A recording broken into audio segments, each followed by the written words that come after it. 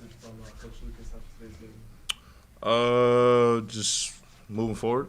Obviously, the game didn't end how we wanted it to. But the last thing we're gonna do, and the worst thing that we can do, is obviously sit on it.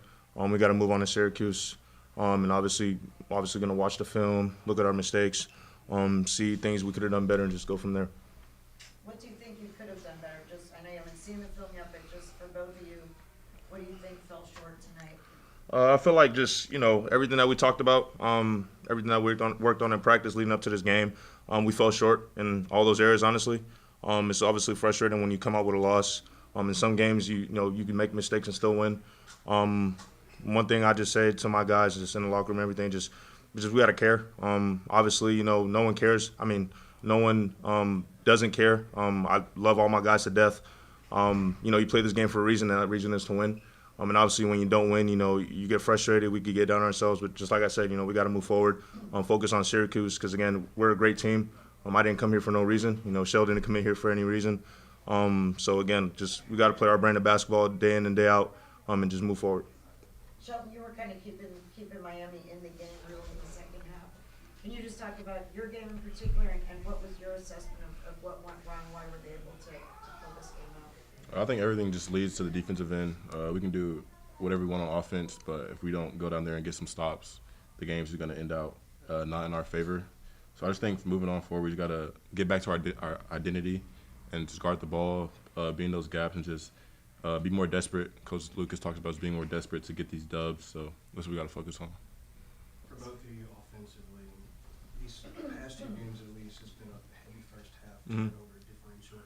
What's going into those first halves is just not lackadaisical, but just slow moving offense, or is it just something that's going on? I just think everything obviously comes down to approach. Like I said, one through all our guys, we care about this game. We care about this team, care about this program. But obviously there's an emphasis. Obviously average isn't enough, and just even exceeding that isn't enough. Obviously for my team and me personally too.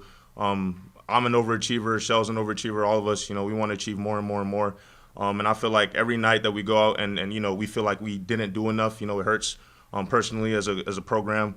So again, just like I said, just moving forward, we just got to lock in and understand that not only that we can do more, that we should expect more from ourselves, night in and night out.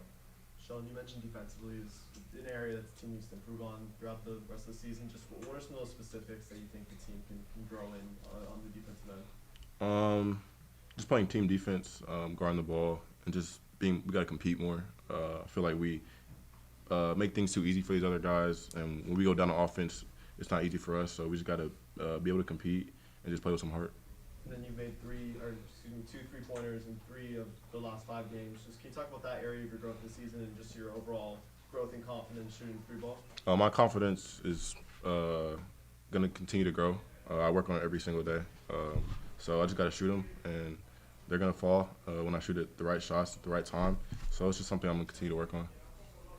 Ernest or Shelton, despite tonight's loss, you guys have had a phenomenal start to the season, especially compared to the last few years. What does Coach Lucas instill in you guys consistently that's laid this foundation? Kind of just the message when I first committed here, the message for all the guys when we first got here. Of course, we're not oblivious to where the program was last year. But for us, it's a clean new slate. Like I said, this is my first year here, Shells as well.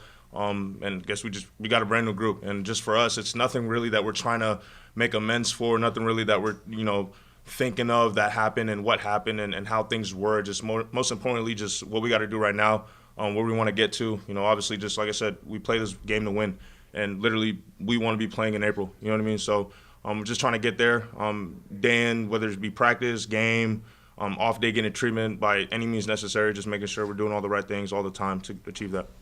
Ernest, whether it be yourself or other players on the team, just who are the vocal leaders after today's game that were pushing that message of moving on and growing for the next game? Just everybody. The best teams are player-led. Obviously, coach, he's going to come in and say his piece. The assistant coaches are going to chime in.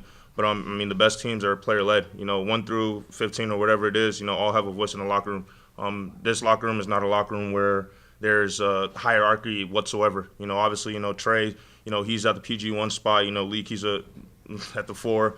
Me, Shell, even though Shell's a freshman, he still has a voice. Everyone has a voice. So it's never just us listening to one particular guy and just everyone's mute. It's just a collective. So. We'll take 2 more quick ones. Do you think maybe you guys got a little too comfortable with 15 wins and a 4-0 start in the ACC and on the verge of being in the top? Not at all. 25? Not at all. Not at all. I mean, every single night, you strive to be perfect. But obviously, again, things happen. This is basketball.